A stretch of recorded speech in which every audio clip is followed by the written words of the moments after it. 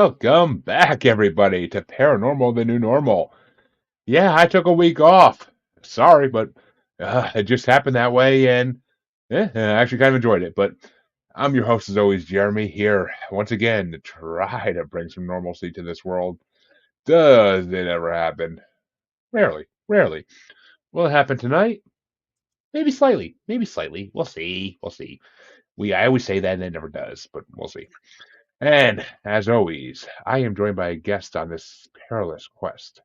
And my guest tonight, and let's see if I can do this without freaking it up. My guest tonight is Alicia Jean Demetropolis, an author, nonprofit leader, and so much more. But we're going to get into all that in a few minutes. How you doing tonight, Alicia? Doing great. I'm doing really good. It's good to be here, Jeremy. Did I get it right? Did I get the last name right? Yes, it qualifies. You didn't call me Yes. late for dinner, and that's all that's important. Love it. Love it. Yeah, Yeah, you don't know how many times I'll ask beforehand and not get it right when I go live. It's just it's the way things go, Murphy's Law. But it's okay. I am glad to have you here. And folks, we've actually been trying to get this interview going since I think July-ish. So we finally get to talk and dig into Alicia and what she brings in this world, which brings me to my first question, as always. What brought you down the path of spirituality that you now walk? Because you do walk a path of spirituality from what I've read. Well, it it's really interesting because I was apologies to your audience. I'm trying to get away from the sun that's behind me, and this is not a good choice. There we go, much better. So I was raised devout Greek Orthodox Christian.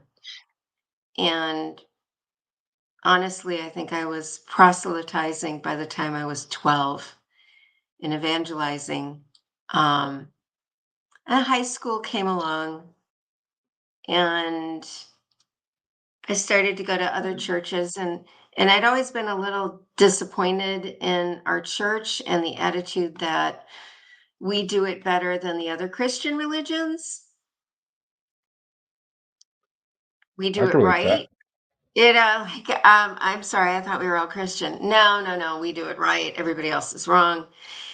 Then I got to college and I took a course on the history of religion, and that opened up my eyes a lot.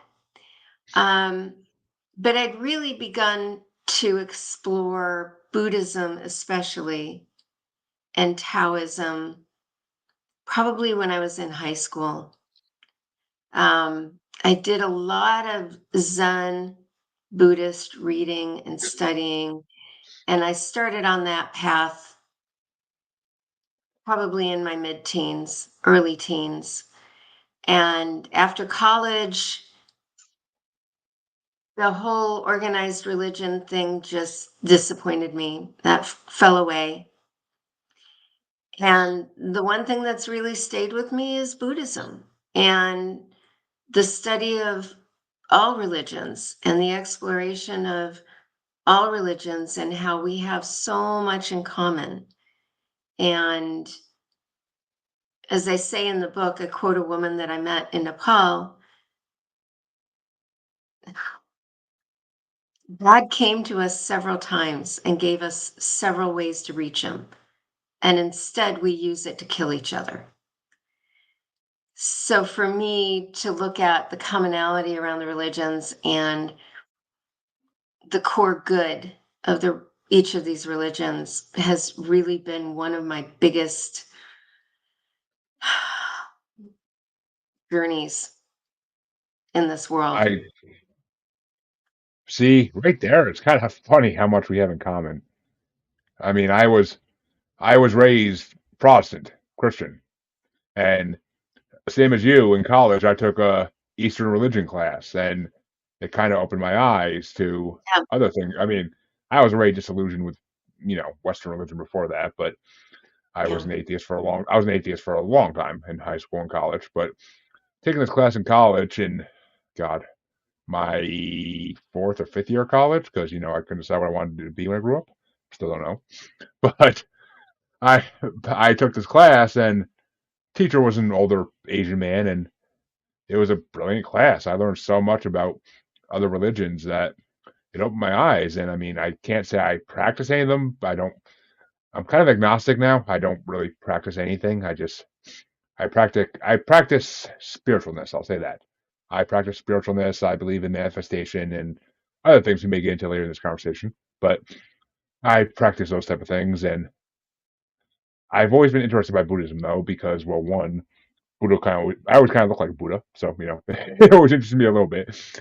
I was always the pot-bellied youth, but I I don't know. It just I like the idea of karma. I like the idea of dharma. I love all that.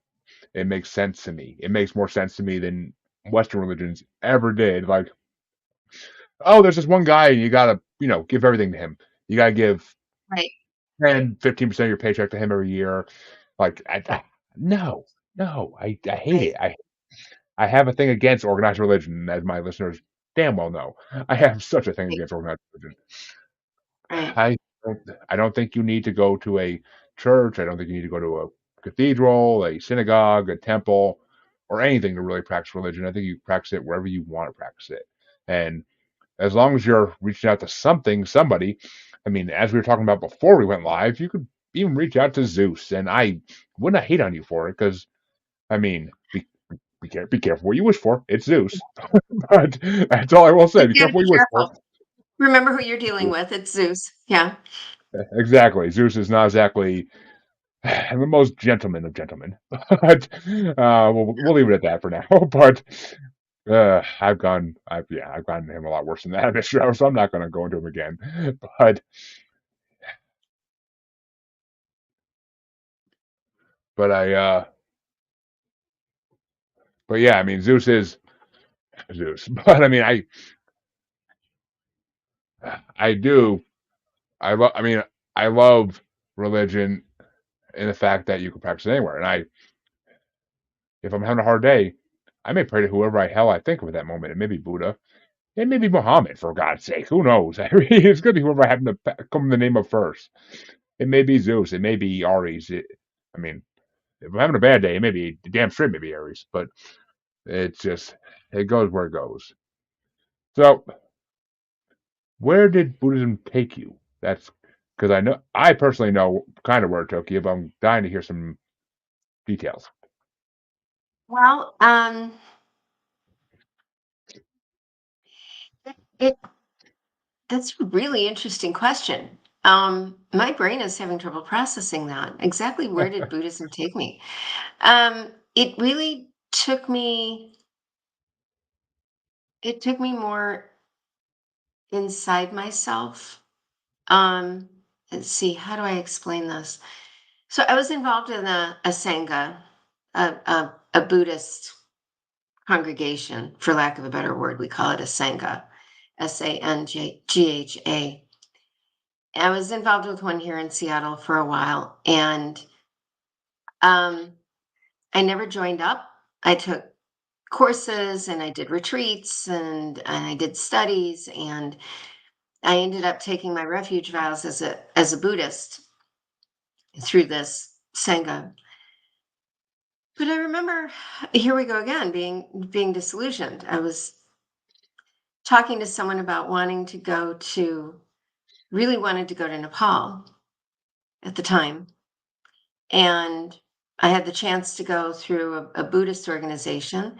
And I was talking to a woman at the Sangha, and she said, well, that all depends on what lineage it is. And I said, what does it matter what lineage it is? Well, we have all kinds of teachings, we have all kinds of beliefs. And I thought, okay, I'm done with this. I'm done with this.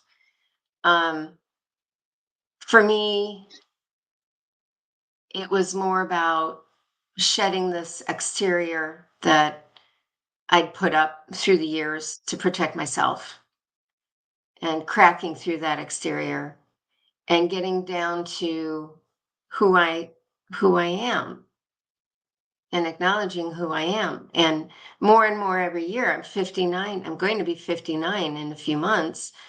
I'm still pushing myself towards that. I'm still striving to become more of myself, more of who I am, more true to myself, to my own voice, to my own spirit, my own beliefs. And I really don't think I would have gotten to this point. I would have gotten everything done that I've been doing last 7, 8 years. I wouldn't have gotten through half the challenges in my life without that basic test is that we create our own suffering. And if we can create our own suffering, then we can find our way out of suffering and we can live in the present and we can be here and we can be focused on now. And we're not going to worry about what we think might happen tomorrow. We're not going to spend energy on it. I Exactly. don't think I could have gotten to any of these and done any of this or gotten to anything without having that core that Jeremy, as well as I do, that core, that inner core to fall back on time and time again. So that's really where it's taken me. It's taken me more inside myself and allowed me to be more of who I am. Well, I love that. I mean, number one, you just literally gave me the episode title for when I release this in podcast form. But I agree 100%. I have lived by this way for God the past decade, if not longer. Like I don't worry about, as a famous sitcom once said, that's a problem for future Jeremy. That's not a problem for present Jeremy. Future Jeremy will figure out a way through that problem. Present Jeremy's just going to enjoy what he's doing right now. And Hmm. whenever it comes to the future, we'll find a way out of it. We always do. I mean, call it luck, call it good karma. Like something always comes my way, and I always find my way out of any trouble I may be in financially or otherwise. But so I love that. I love that. Like we make our own suffering, so let's make our own way out of it. I love that. I freaking that's perfect. That's exactly that should be everybody's motto. Like all these people that are pragmatists and just think every day is horrible, think every day is, oh, I can't get out of this mess. You can. It's called one, put Again. your mind to it. And two, manifestation exists. Learn to use it. And that's so old, Jeremy. I mean, that when we talk about religion, we talk about organized religion, we're talking about relatively new belief systems and structures. When we talk about manifestation, when we talk about energy, when we talk about these these they're not even spiritual beliefs, they're just things that people have known that go back 5,000 years, 6,000 years. The idea of this energy, the idea of manifesting, the idea of the body being an electrical system and attracting and all of that you and I touched on even before we started recording, that goes back way older than any of these organized religions. So Exactly. kind of think that they knew what they were doing and they were more in tune with the earth and they were more in tune with each other almost and they were in tune with nature. And did you have to Exactly. I clap? Do you mean, have the clapper to turn your lights back no on? motion sensor, not clapper. I kind of wish it was a clapper. It'd be a lot easier sometimes. Sometimes I'm out here waving my arm like a freaking inflatable, blowing, waving arm man, and nothing happens. But and and actually, that's why I do it at 9 o'clock at night. Because if I do podcasts during the day, like on weekend mornings, the sun is right behind me, and I can't get out of it. There's no getting Yeah, out of it. this was I not don't the have. right room to be in. I forgot, this time of year, the sun is going to set right behind my face, but we'll get through it. Yeah, it works. Yeah. Yeah. But and you're right. I mean, if you look at Native American culture, I mean, their rain dances and everything, they were so in tune with nature.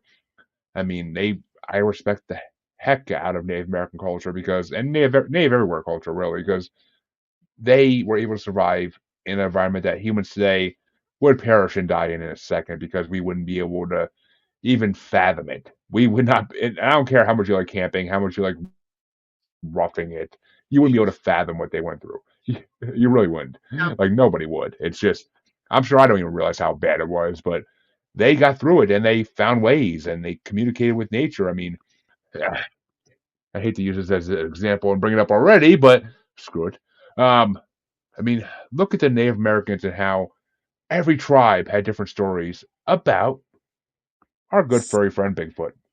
Yeah, And I mean, they communicated with nature. They weren't yeah. scared of these big hairy creatures like a lot of us are.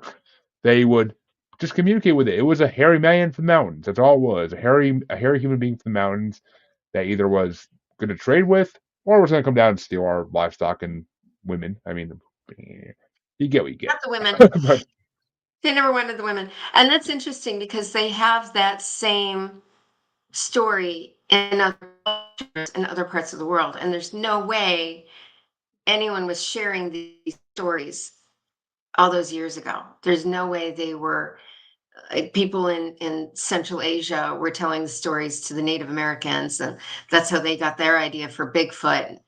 And then it's someone else, I think, in Central America or South America. South America, yep. there's another culture there.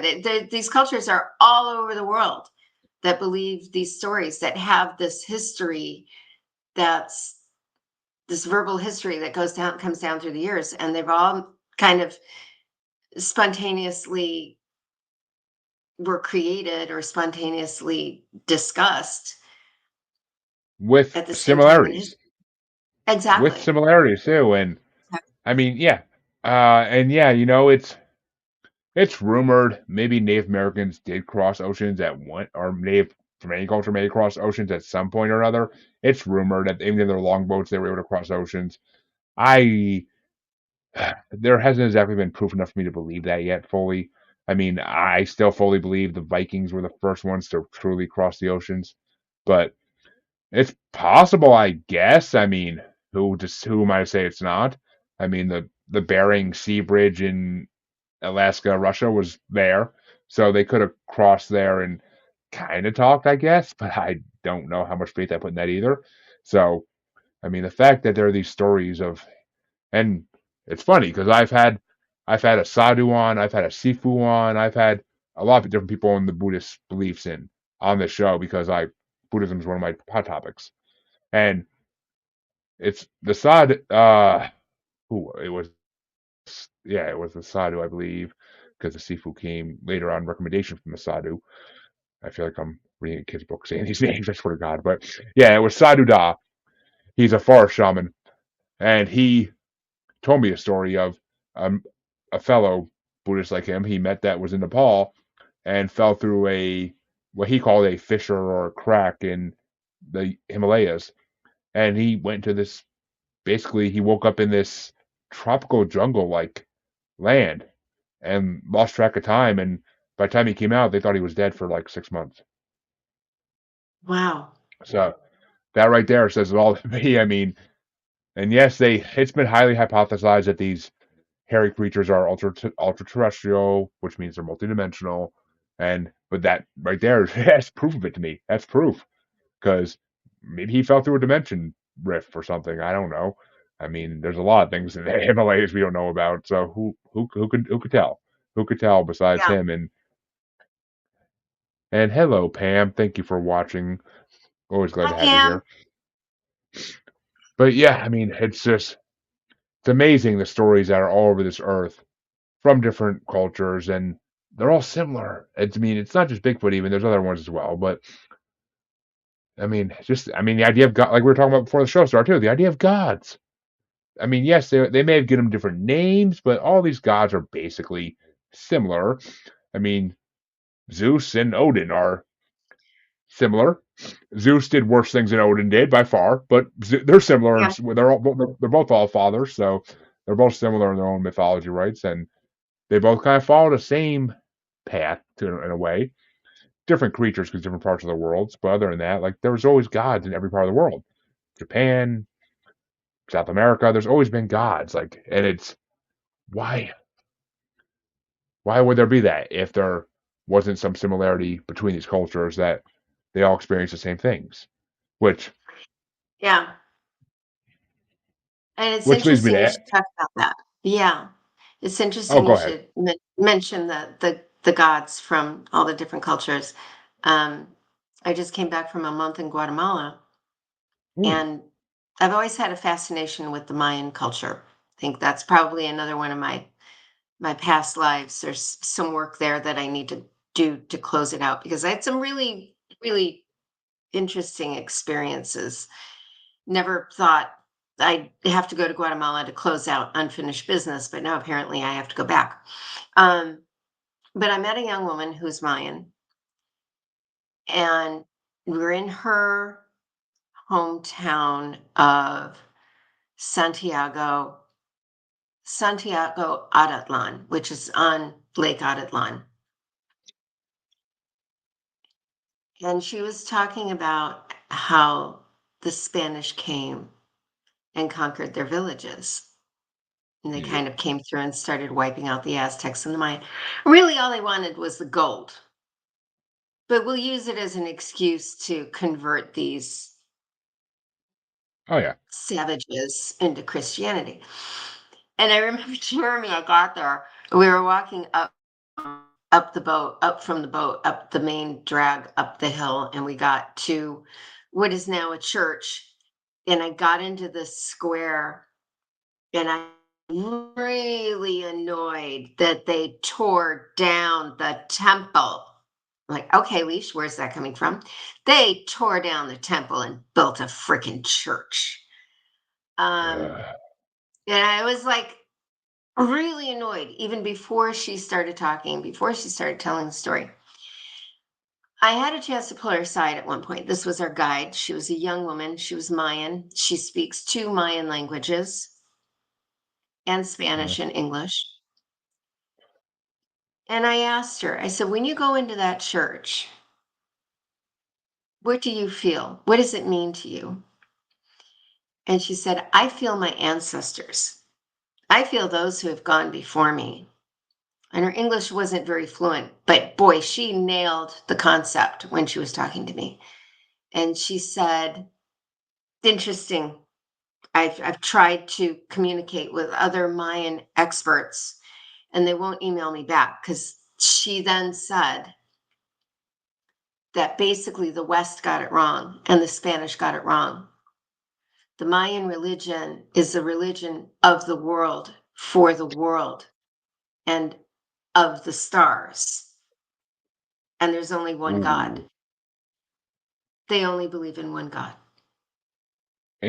They don't, Interesting, because that's we have interpreted their honoring of the rain and the fire and all of the earth elements, all of the natural elements.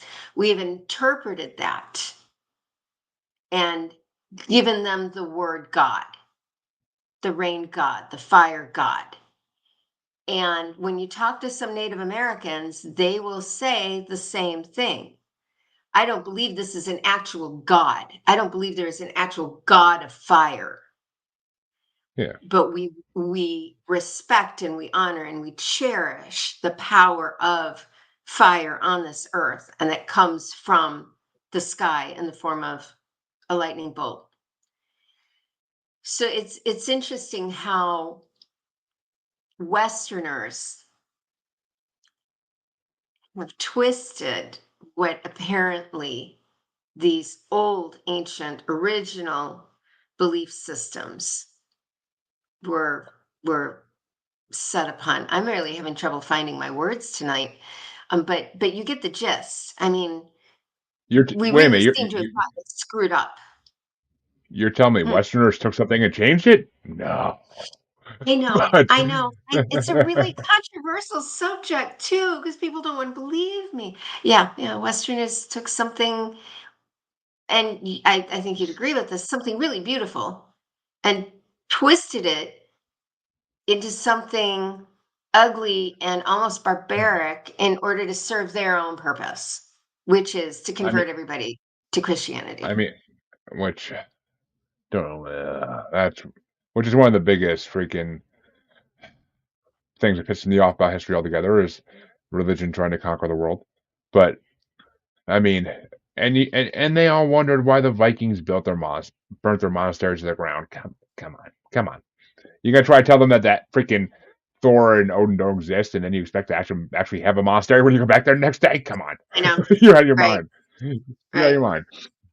But I mean, that's interesting because I mean, the Mayans and the Aztec, it's always been highly hypothesized. I mean, ever since Chariots of Fire, that their gods were extraterrestrials, same as Egyptians and possibly even Norse and Greek too. But we don't really, they really don't go into those too much on those, at least those European ones. They tend to stick more with the African, South American ones that they were, extraterrestrials coming down and helping them build these temples, these pyramids, and all these different structures that we can't even begin to imagine how humans could have built. Which tells you something, because in this day and age, if we can't figure out how something's built in this day and age, it's kind of sad. Like it's kind of Like, sad. we're just not giving them enough credit. I mean, it's like we woke up one morning, it's like being a child. And you woke up and nothing your parents ever did before you were born, before you were walking and talking, before you were an intelligent being. And that didn't matter. Nothing ever existed back then. It's kind of the same thing. For Westerners to just assume that they didn't have the capacity to think through massive, intricate, multi-generational construction projects, that they didn't have the capacity. They weren't smart. We invented the industrial age and ruining the planet, and we've got plastics everywhere. They couldn't possibly be as smart. Well, maybe they were smarter. I mean, I could believe it. I could believe that ancient cultures were maybe more intelligent than us. I can highly believe it because I mean, look at Socrates, look at Plato, look at all these different philosophers who were brilliant, ahead of their time. Honestly, could have been extraterrestrials from the future. Who the hell knows? I mean, it's possible, but they were ahead of their times. They were really ahead of their times, and I could see it. I mean, yeah, the pyramids may have been built by, you know, putting the bricks on logs and rolling them up. But yeah, it's possible, I guess. I have kind of a hard time seeing them doing that for hundreds of years, but I mean, that's me personally. Maybe, I mean, back then you really had nothing else to do, so maybe you're just slaving away until you die. I don't know, but it's just, Exactly. I mean, I don't know. I mean, as a paranormal podcaster, I would be remiss to not think that extraterrestrials played some part in ancient culture because I've been told by so many people who talk to extraterrestrials on a regular basis, psychics, mediums, what have you, that they will tell stories about how they helped humanity start up and how they helped humanity build. So, I mean, is every ancient culture being helped? Maybe not. Maybe not.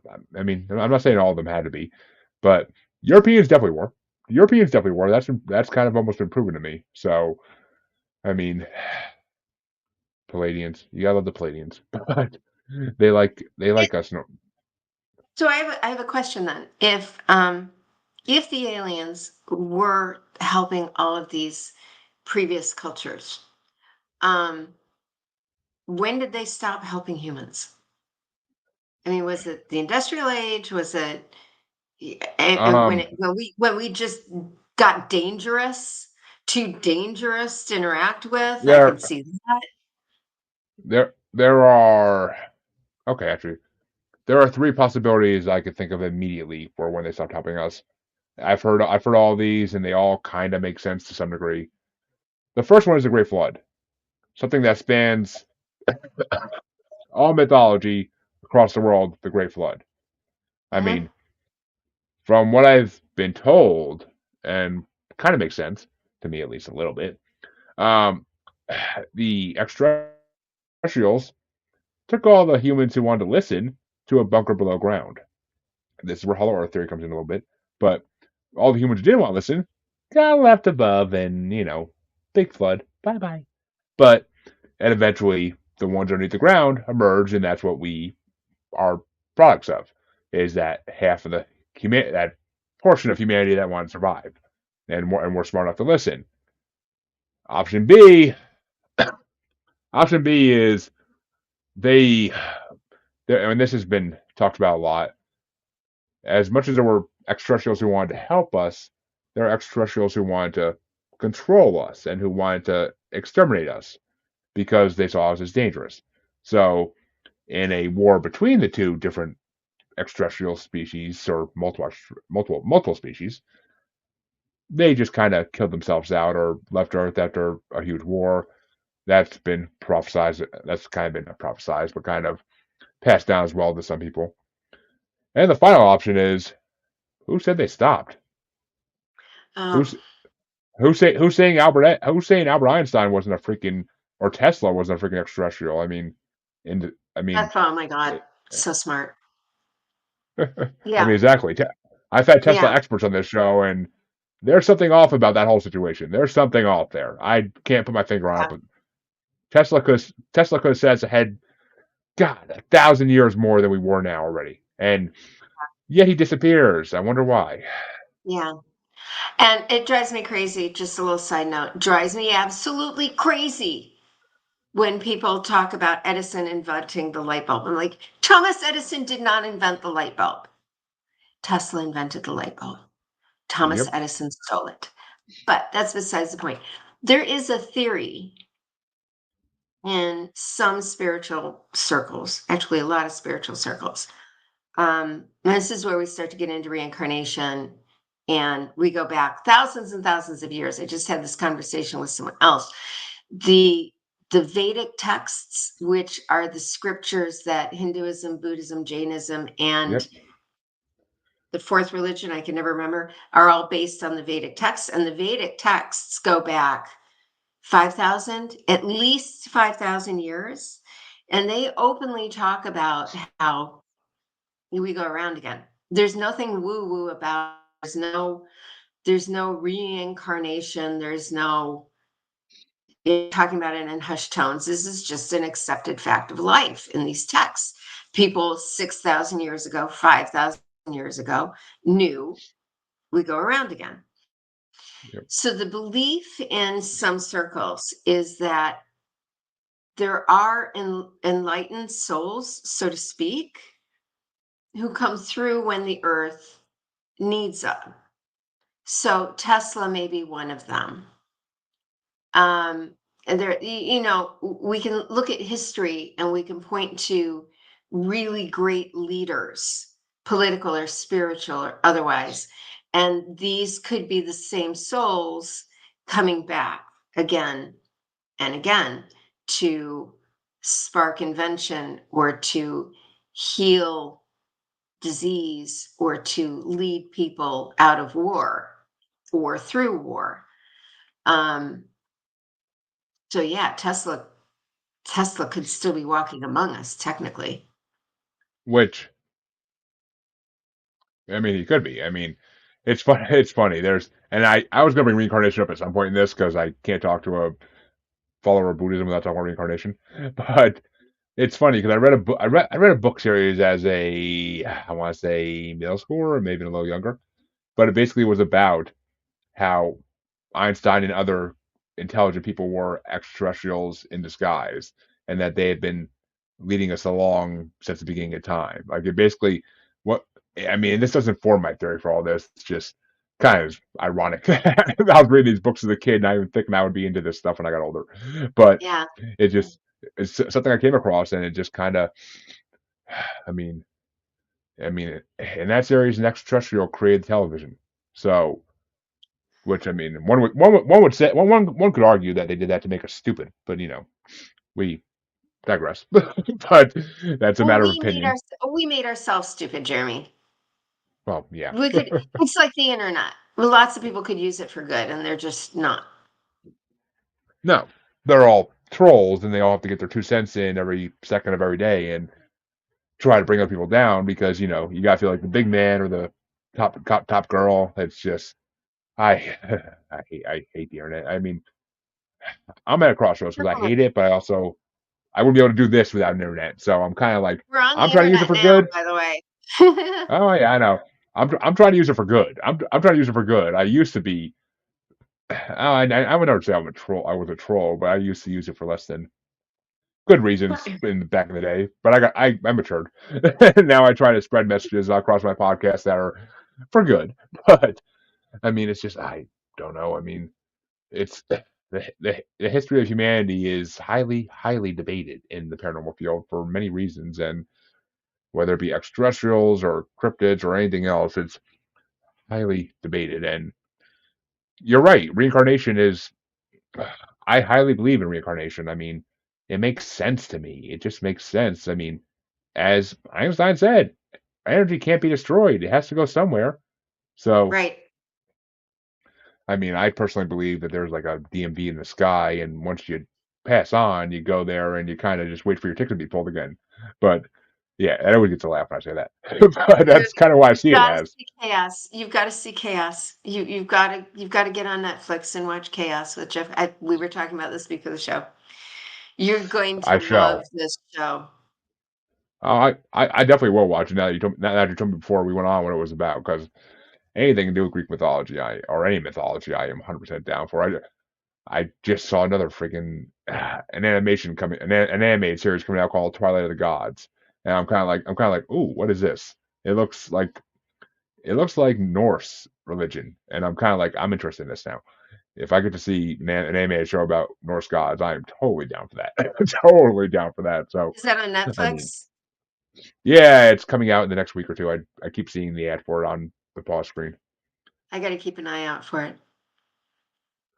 but I think I have a feeling it's about Ragnarok. I don't know why, but I just have a feeling because that's usually what they go to. But well, let me bring the topic here because you are kind of a expert on life after death in a way. So, what is your theory on what happens when we pass? Like, what's your theory? Mm, Since I told you mine. um, I don't have any doubt in my mind that we go around again. Um, my preference would be not to go around again because I just think there's so much beauty in this world, but the humans are such a pain in the behind. Um, there's no doubt in my mind we go around again. That's just based on my own personal experience. I know when I talk to people who are approaching the end of their natural life,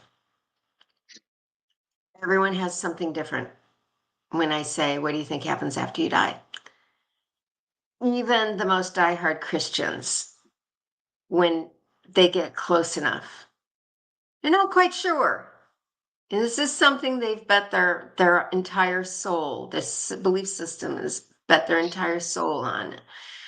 And I'm like, well, you kind of can't lose because you were a good person. So if there's a hell, you're not going to hell. And if nothing happens and the lights shut out, you won't know. Um, I had one man tell me, he said, I don't know what happens when you die. He said, honestly, I don't think anything happens when you die. But strangely enough, the closer I get, the more excited I am to see what happens. I'm like, okay, so here he is. He doesn't believe anything happens. He doesn't know that anything happens, but really in his heart, he doesn't believe anything happens. And yet, he's getting more and more excited to see what happens when he goes. Yeah. I had another man tell me nothing happens when you die. The only thing that lives on after you die is what you teach others and what you give to others. And damn if that man wasn't right. He Oh taught me yeah, how to there's truth to that.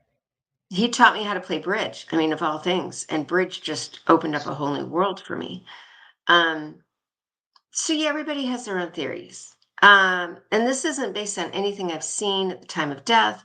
It's based on my own personal experience, my own memories that I had since childhood that aren't in English. And there's no question in my mind we go around it again. And being Greek Orthodox, I couldn't reconcile that with the church's teachings, which was telling me that I'm evil and going to hell if I believe in reincarnation. Yeah, Yeah, Western religion for you. there it is. So, I mean, that's what I think. I don't doubt for a minute we go around again. Exactly what happens between now and then, I don't know. I don't know Yeah, where I we mean, go. Maybe we go to Cabo, we go someplace warm, or we go hiking, and I don't know. I've been told by a lot of people that who deal with spirits and ghosts that we kind of our beliefs play a big part in what happens after because our minds are even in spirit form, our minds are still somewhat reminiscent of what we believed in life, and they kind of. If you believe you're going to hell, then God help you because you might be going somewhere that's similar. And it's just, I've also been told that hell doesn't exist, and I've also been told it exists. And I've heard so many contradicting stories that I don't know what to fully believe about heaven or hell or any of that. In my agnostic days, I didn't believe in any of it. I thought I was one of those people who said, like, yeah, after we die, it's just darkness. But in my, in my atheist days, in my agnostic days, I kind of question it, and I'm not gonna lie. If I didn't think if I said I didn't think about it every day at some point, it would be a lie because it kind of is like where will I go once I'm gone? Like it's once my body is no longer on this earth, what will happen to me? Will I just hang out around my loved ones and annoy them, or haunt some people who did me bad? I'm kind of hoping that part's true, but or will I go to this waiting room where we can come back as I've been told we can come back as humans, we can come back as animals, we can come back on another planet for God's sake, I've heard. So it's I've heard so many contradicting and similar things that I can't fully make up my mind on what I fully believe. I keep saying I'm gonna write a book one day, I keep saying, but it's coming, but I just don't know what to believe. Like it's just there are so many options of what could be. And yes, I've had people straight up tell me like my spirit guides tell me this, and I'm like, okay, that seems like it should be definitive proof, but what if that's just what they experienced? What if that's not what everybody experiences? Exactly. And it's I Exactly. don't What know. if there is no, and what if there isn't one answer? What if there isn't just one answer? What if it is very unique to each person and what you accomplished on this earth and what, like, I run into people when I'm in Nepal, I run into people all the time that I've never seen before in this lifetime, but I know them. I walk Hmm. in and, you're walking down the street and you see someone, they're like, oh my God. We look at each other like, holy crap, how have you been? Never seen him before in my life, but we know each other. So, and there's no question in my mind. You meet someone, you have instant connection. There's no question in my mind. We've known each other from before, and then there are other people you have this instant connection, and your first thought is away from this person. Get away from this person now. Stay away from this person, and don't ever go near them again. Okay, all right. Exactly. Probably went around with that person before too, and you've got this memory somewhere inside that's going, yeah, nope, nope, nope, nope, Yeah, stay away. I've had that. Um, I've First day of school, you meet somebody in high school, and you could tell immediately, no, I don't trust this person. I get bad vibes from this person immediately. I feel mhm, like I feel like I know I should stay away from this person. I don't know why I know it, but I know it. And I've had mhm, that feeling multiple times. And some of my best friends in life, I feel like we went around multiple times together, maybe in different capacities. Maybe we were brothers, sisters in past lives. Maybe we were, oh, maybe we were lovers in past lives. Who the hell knows? mhm, Twin flames are a real thing, I think. So I think you are drawn to the same spirit in multiple lifetimes. I think you are drawn to them. Whether or not you end up with that spirit in every life, that's debatable. But you're definitely drawn to that spirit, and hell, that spirit could be a freaking celebrity in this lifetime, and you'll never get close to them. But you feel like you should be close to them. And I think that's where super fans come from. But and right, exactly, and that's where super fans and stalkers and delusional fans come from. yep, No, no, she's my one true love. Me, she's my soulmate. Now, honey, she's not. You just think she is. Stay back. I You got mean, to restrain. how Yeah. many of those you got to ask yourself how many of those cases are just mental health disorders, and how many are actually just twin flame circumstances that you can't control? And maybe next life they won't be famous and you'll get a chance. Maybe we'll see. You're right. Wait till the next life. Yeah, I you're don't know. right. But then again, I mean, the idea that Supernatural had at the end, that everybody gets their own personal afterlife, I kind of dug that. I kind of like that. That kind of I relate to that. I'm like, you know what? That would make sense if we all get our own personal afterlives, and maybe we come back again, and maybe we're just hanging out in our own personal afterlife until that happens. Maybe we get to do what we want to do for an unprecedented amount of time until we're called back again for some reason Mhm. or logic. Who the heck knows? I mean, it makes you think. Is there really a creator, or is it all just a universe type Mm, thing? Is it a universal yeah. type thing where the universe does what it wants? I mean, there's got to be, for me, there's got to be a universal consciousness. There's got to I be, agree. I I mean, mean, when we, again, going back to energy can't be destroyed, it can only change form. And also going back to what is it, 28 grams? 23 yep. grams, 28 grams when we die. Our body, nothing changes in our body, but immediately after they weigh people, they keep them in beds that are they have the scale in the Yep. bed because they can't move them, so they just check their weight every day. Immediately after they die, they lose 28 grams. What was that? Everybody Oh, loses 28 grams. Yeah, like, either okay, either either their spirit left, or or someone just stole an ounce of weed out of their pocket. Take your right, pick, but right. It's I yeah, mean, yeah, it's one or the other. And it's likely not the weed. But who knows? un- So unfortunately, and I'm thinking that there's a good possibility we go out there and everybody in so many spiritual circles we talk about, well, joining back with the source. We are part of the source, we are part of the creator, we are part of God. That this label that we've put on this universal consciousness, we just return to that source. It's like, what is that like? Right now we're individuals and we feel like we're disconnected from everybody else, and this is my world and that's your world, and this is my thinking, that's your thinking, and suddenly we're going to go out into this Borg cube or something where everybody shares a consciousness. yeah. I don't know what I it don't. is. It's I all very mean, interesting. it is. It can leave you stumped for days trying to figure it out, and you're never gonna figure it out until you go. But Mhm. I mean, even if you talk spirits, you still know the answers 100%. Even people who talk spirits will tell you that they don't know the answers 100%. They just know what they're told. Which, as I Right. say, spirits can lie. Nothing stops them from lying or exaggerating. Or I mean, they were human once. Their mind still works similar. I mean, if they think it's funny, maybe they'll play a joke on you and tell you this, and then they're laughing with each other in the corner, like, guess what we got her believing? Yeah, Oh, but I mean, who knows? It'll drive you insane trying to figure it out, and you never will.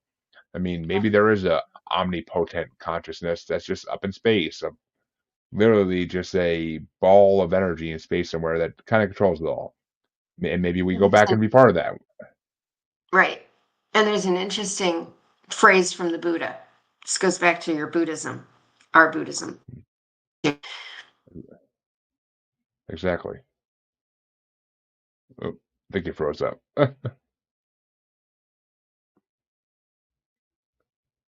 Hey, mama.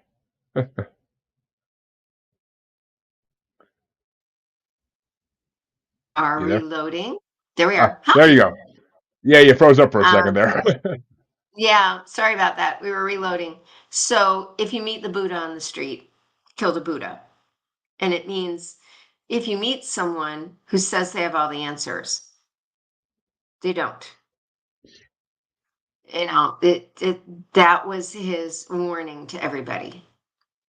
And I believe that if you meet someone who communicates with the other side and they just have all the answers, the first thing I think is, no, no, you don't. You have your answers, but you don't have all the answers. And your answers, in some cases, are different from other people's answers.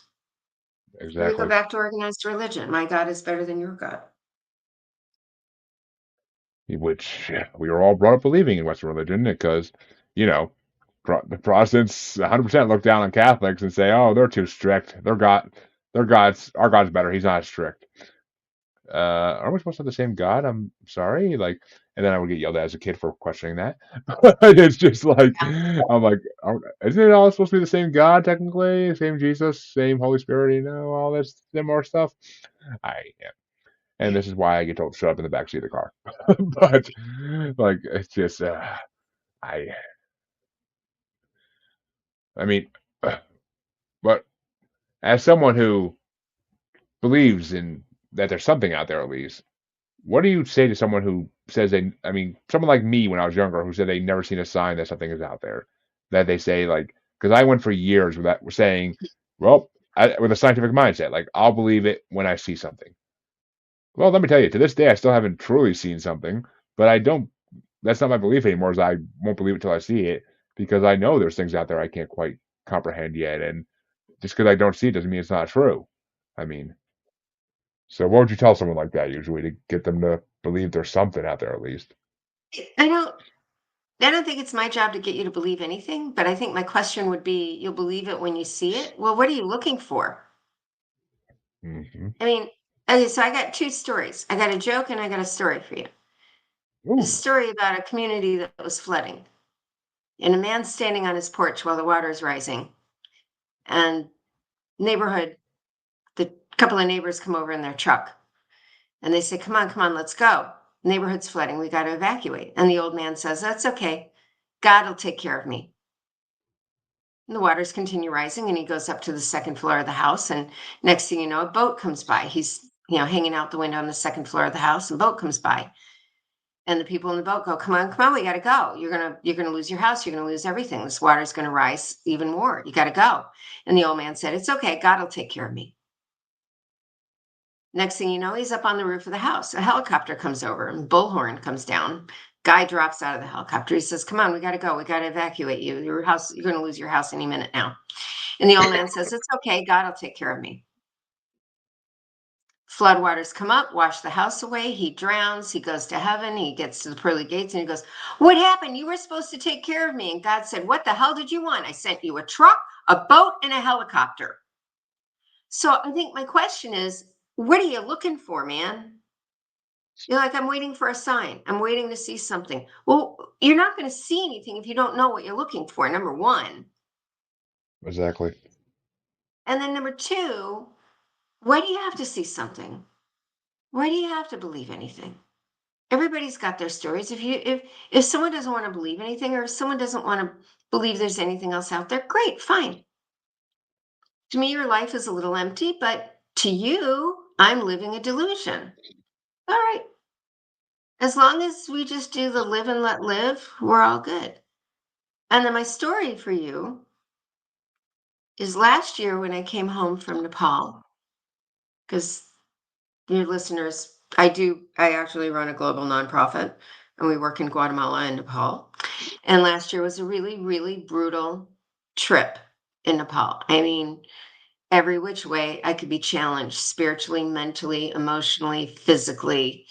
I was just beaten down. And it was not easy. It was rough. And I came home and I was in a fog and I couldn't decide what I was supposed to do. Am I supposed to stay with the nonprofit or am I supposed to sell? Am I supposed to stick with it, find someone to help me because it's getting too big for one person, or do I sell out? And so I'm on my little bike trainer in the barn, pedaling away, watching Netflix. And I get to the end of my workout session and I said, "All right, fine." And I make a deal with the universe or whatever's out there. And I said, "Okay, it is 6:30 on Wednesday morning.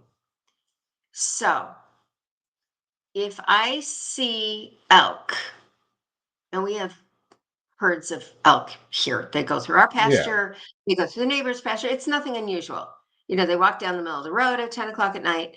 We don't see them every day, but we see them because they live here. We're in the mountains with them.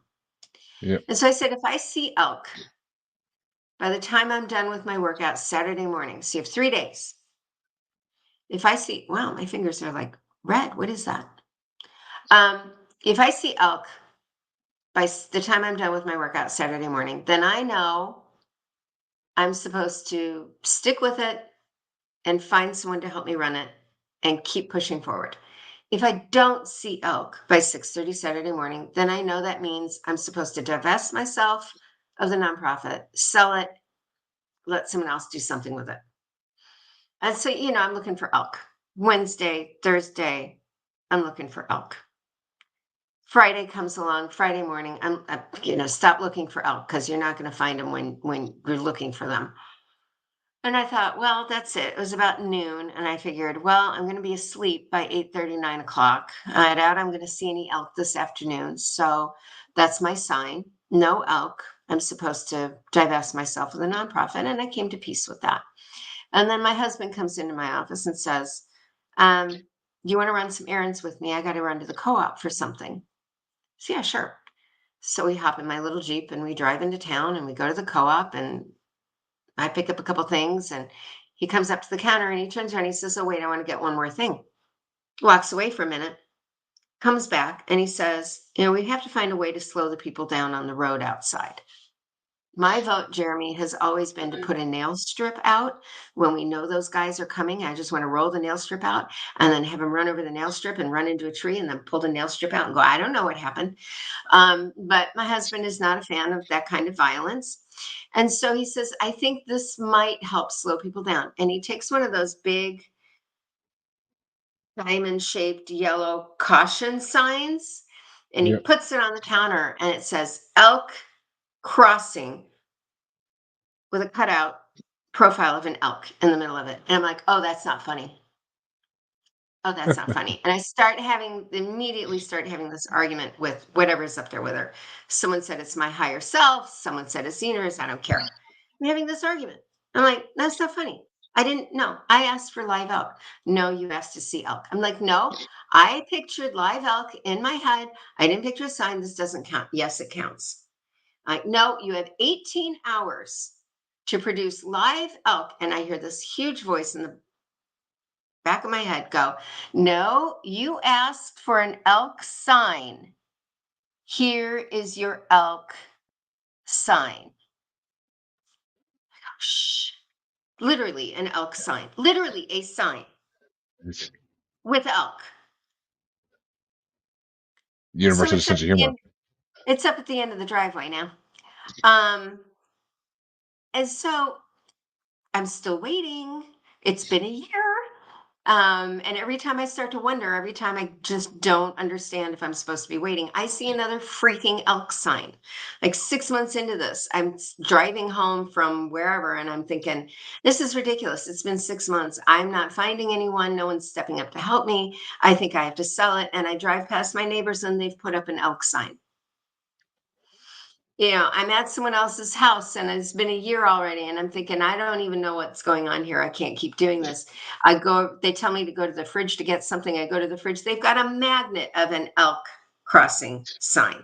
So it's like everywhere I turn, this is not a coincidence. If you believe it's a coincidence, then you're never going to see a sign, literal or otherwise. But this is 3 times in a freaking row.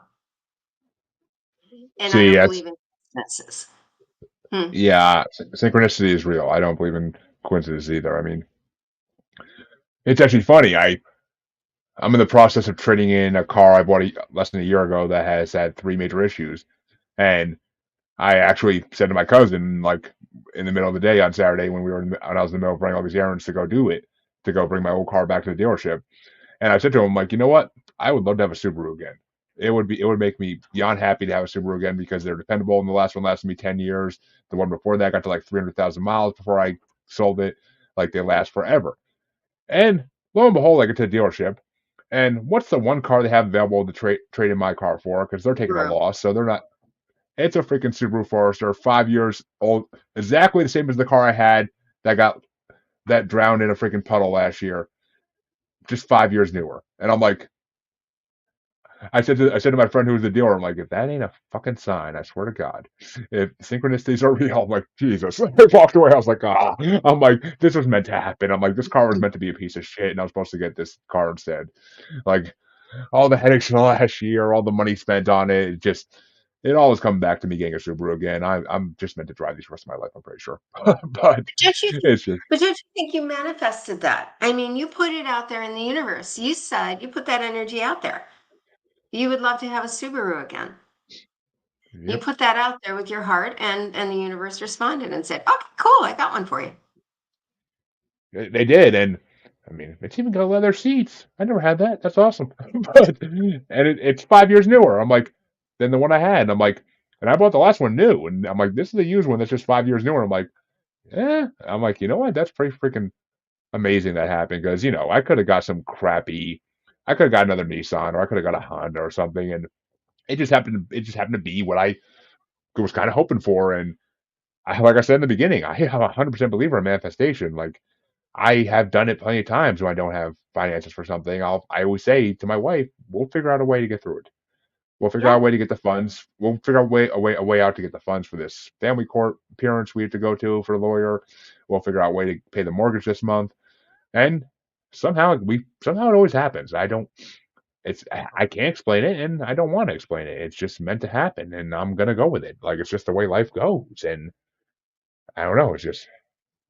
It's it's scary in a way. It's scary because I have to be careful. I have to be careful to some degree what I wish for because I know if I wish for bad things, they're not going to happen because bad things don't.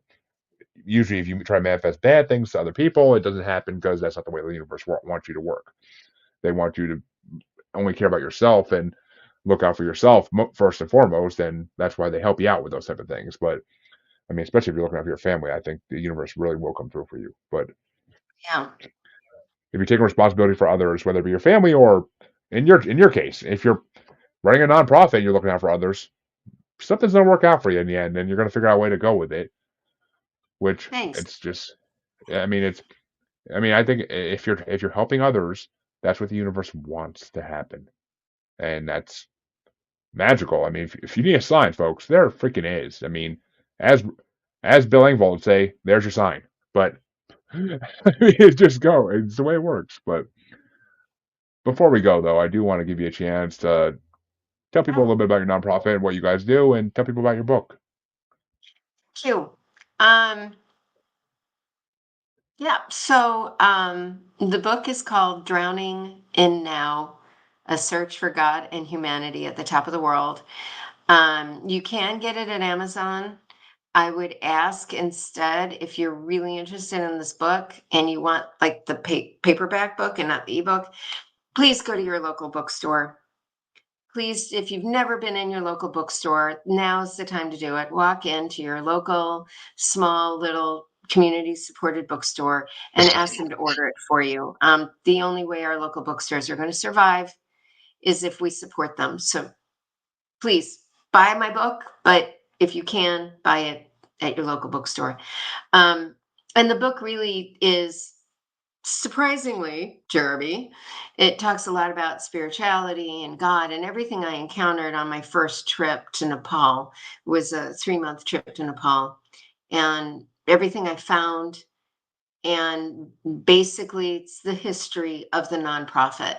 I found that people, contrary to what we're taught and what we believe in this country, um, adult children in other countries are struggling under the weight of taking care of their parents, and many of them are abandoning their parents in their own homes, or dropping them at hospitals and leaving them, or just kicking them out of their own home. And I found that in Nepal, and I thought, that's just not right. That's just not the way the world is No. supposed to work. And I don't know of any other nonprofit that is focused solely on food and housing for impoverished and homeless elders.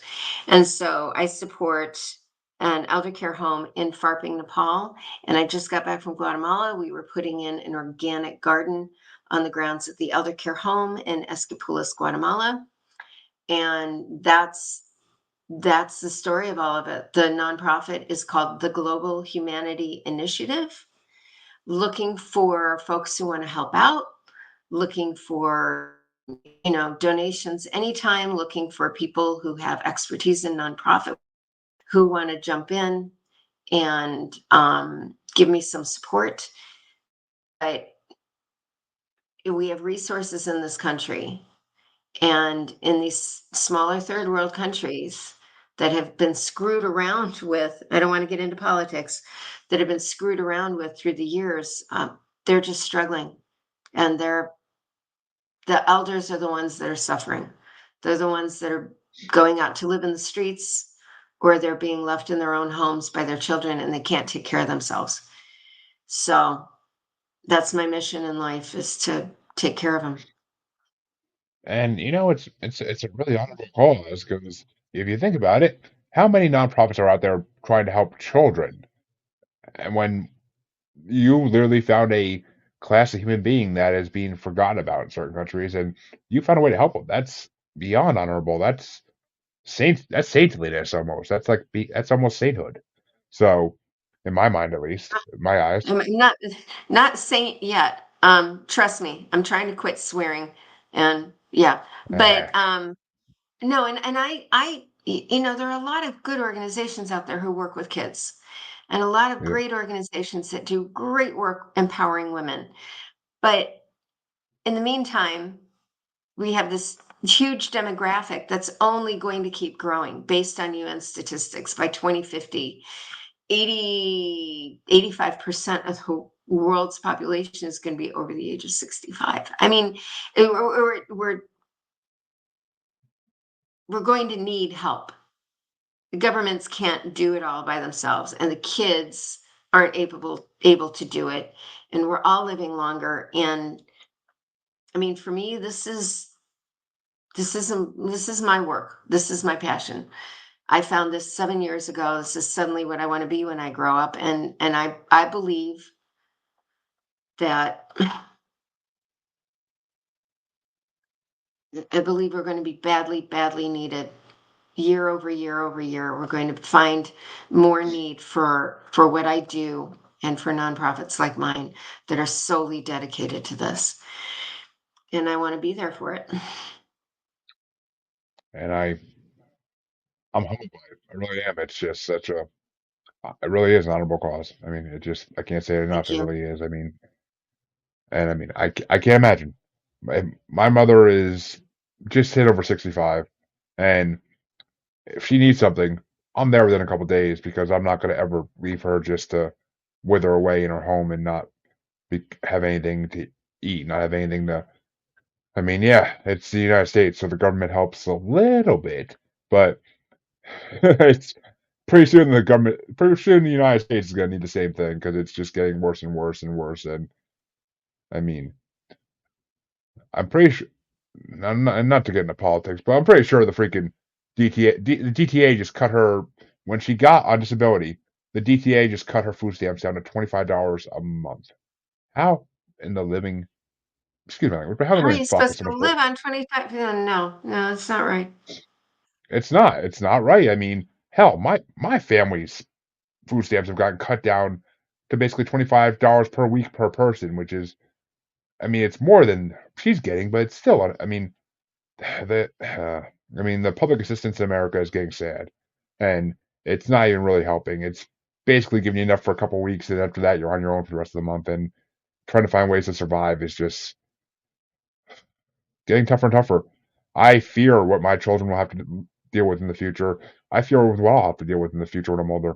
I really do. Yeah, And yeah, it's a sad, sad world we live in. And unless things change, it ain't gonna get any better. But you know, people, more and more people are embracing their spiritual side. More and more people are trying to help others, trying to give them ways out of things, trying to give them signs of what they should do.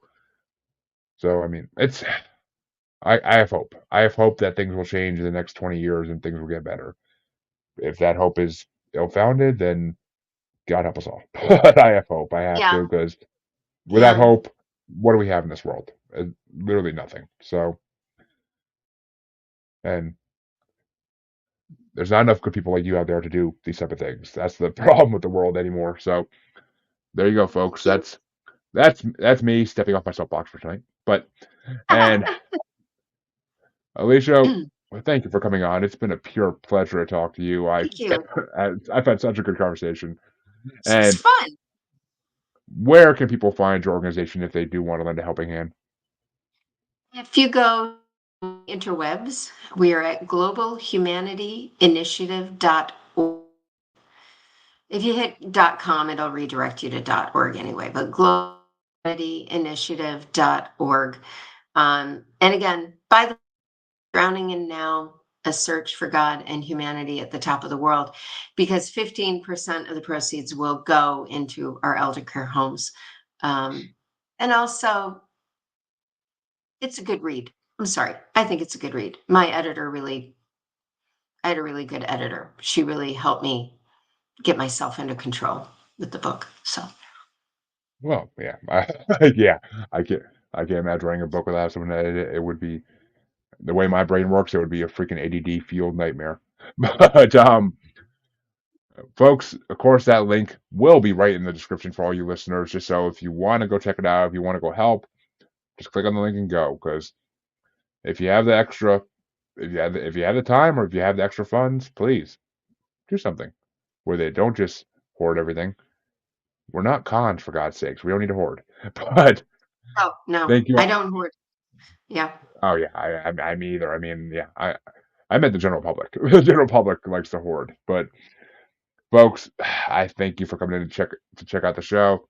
I am happy to be back after a week, and I have a few more interviews lined up this week, so no worries. I ain't going anywhere. Well, at least not yet. Soon enough, though, there will be a hiatus, but I've already told you guys about that somewhat. I'll give you more details in the coming months. But thank you all for listening, and if you don't know where to find me by now, just God, shame. But check the outro; it's all there. And I will thank Alicia one more time before we get off tonight. Thank you. It's truly been enlightening. Thank you. This was fun. This was really fun. Have a good night, everybody.